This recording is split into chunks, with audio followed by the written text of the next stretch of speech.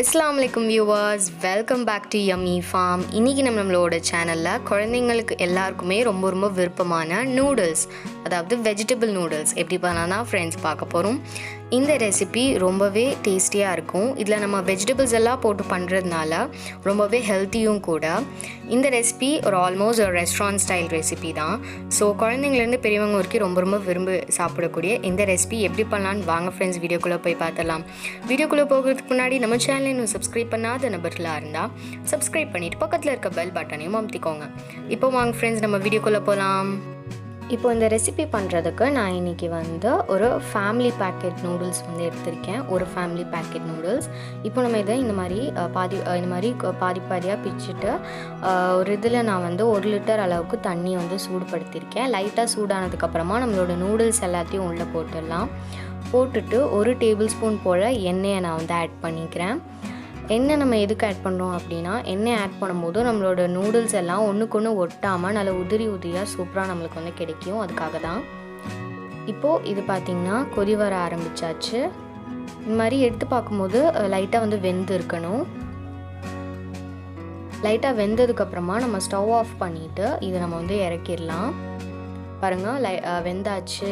இப்போ நம்ம இதை ஸ்டவ் ஆஃப் பண்ணிவிட்டு ஒரு ஸ்ட்ரெயினரில் ஆட் பண்ணி நல்லா வடிகட்டி எடுத்துக்கோங்க. அந்த தண்ணி எல்லாமே வடிகட்டின மாதிரி. வடிகட்டினதுக்கப்புறமா மேலாப்பில் கொஞ்சமாக நம்ம நார்மல் வாட்டர் ஆட் பண்ணி வைக்கலாம். அப்போது தான் நம்மளுக்கு நூடுல்ஸ் நல்லா உதிரியாக கிடைக்கும். அடுத்ததான் இங்கே நான் நூடுல்ஸ் பண்ணுறதுக்கு ஒரு கடாயில் 1 குழிக்கரண்டி அளவுக்கு எண்ணெயை சூடுபடுத்திக்கோங்க.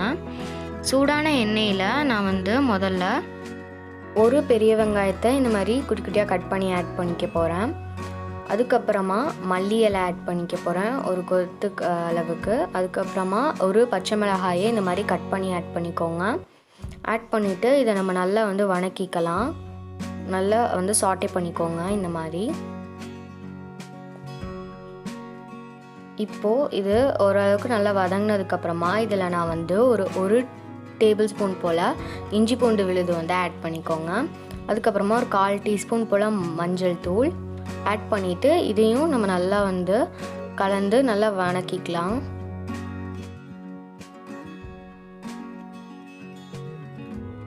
இப்போது நம்ம இதில் அடுத்ததாக தக்காளியை ஆட் பண்ணணும். தக்காளி அதிகமாக ஆட் பண்ண தேவையில்லை.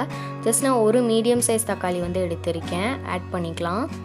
அதுக்கப்புறமா கேப்சிகம் எடுத்திருக்கேன். ஒரு மீடியம் சைஸ் கேப்சிகம் எடுத்திருக்கேன். இதுக்குள்ளே நம்ம தேவையான அளவு உப்பு ஆட் பண்ணிக்கலாம். ஆட் பண்ணிவிட்டு நான் கேரட் ஆட் பண்ணிக்கிறேன். ஒரு 2 மீடியம் சைஸ் கேரட் ஆட் பண்ணிக்கோங்க.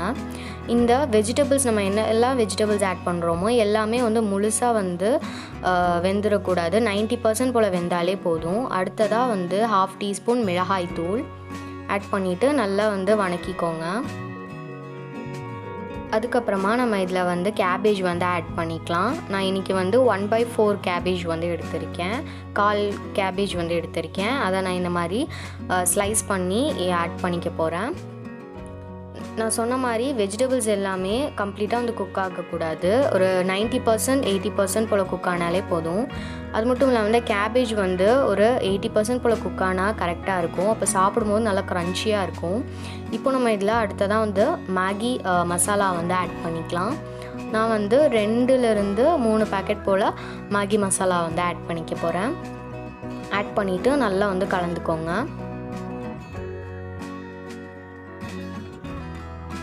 இப்போது நம்ம இதை கொஞ்ச நேரம் மூடி லைட்டாக அந்த வெஜிடபிள்ஸ் வேகிறதுக்கு விட்டுடலாம். இப்போ பார்த்திங்கன்னா வெஜிடபிள்ஸ் லைட்டாக வெந்தாச்சு. இப்போ நம்ம இதுக்குள்ளே நம்ம வேக வச்சு வடிகட்டி வச்சுருந்தோம் இல்லையா நூடுல்ஸ், அது எல்லாத்தையும் ஆட் பண்ணிவிட்டு அந்த மசாலாஸ் கூட நல்லாவே கலந்துடலாம். நல்லா ஈவனாக பைண்ட் ஆகணும் மசாலாஸ் எல்லாமே. நம்ம இதை கலக்கும்போது ஈவனாக கலந்து எடுத்துக்கணும். அப்படி இல்லைனா ஒரு பக்கம் அதிகம் மசாலா மாதிரி இருக்கும், இன்னொரு பக்கம் மசாலாவே இல்லாத மாதிரி இருக்கும். ஸோ நல்லா ஈவனாக கலந்து எடுத்துக்கோங்க. இதோட டேஸ்ட் ரொம்ப நல்லாயிருக்கும். வெஜிடபிள்ஸ் எல்லாம் ரொம்பவே ஹெல்த்தி. குழந்தைங்கலேருந்து பெரியவங்க வரைக்கும் ரொம்ப விரும்பி சாப்பிடுவாங்க. அப்படியே ஒரு ரெஸ்டாரண்ட் ஸ்டைல் வெஜிடபிள் நூடுல்ஸ் மாதிரி தான் இருக்கும்.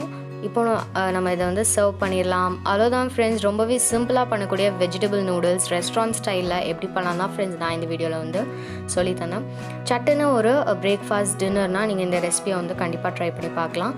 உங்களுக்கு இந்த ரெசிபி ரொம்பவே ஹெல்ப்ஃபுல்லாக இருக்கும்னு நம்புகிறேன். பிடிச்சிருந்தா இந்த வீடியோக்கு ஒரு லைக் கொடுங்க. உங்கள் ஃப்ரெண்ட்ஸ் அண்ட் ஃபேமிலி கூட நிறைய ஷேர் பண்ணுங்கள்.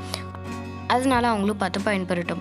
இதே மாதிரி பல வகையான இன்ட்ரெஸ்டிங் ரெசிபீஸ் உங்களுக்கு உடனுக்குடனே தேவைப்படுதா? அப்போது நம்ம சேனல் யம்மி ஃபார்மை சப்ஸ்கிரைப் பண்ணிவிட்டு பக்கத்தில் இருக்க பெல் பட்டனையும் அமுத்திக்கோங்க. எல்லா புகழும் இறைவனுக்கே.